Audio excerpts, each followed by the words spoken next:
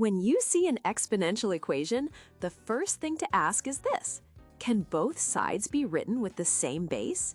If the answer is yes, the problem becomes much easier. Here's the big idea.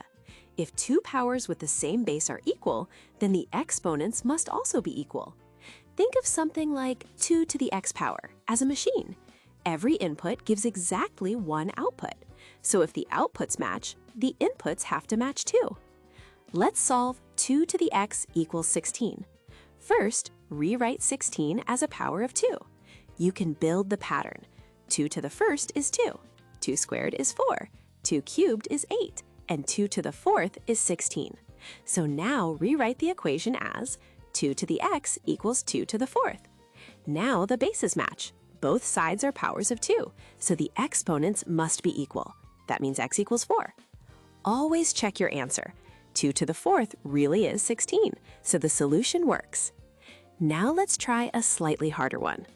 3 to the power of 2x plus 1 equals 27. Again, rewrite the right side with the same base. 27 is 3 cubed. So the equation becomes 3 to the 2x plus 1 equals 3 cubed. Same base, so match the exponents.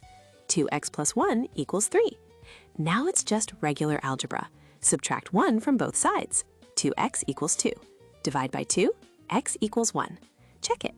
3 to the power of 2 times 1 plus 1 equals 3 cubed, which equals 27. Correct. Here's the reusable recipe. Rewrite with the same base, match exponents, solve, and check. One warning, you can only match exponents after the bases match. Exponents do not behave like regular multiplication.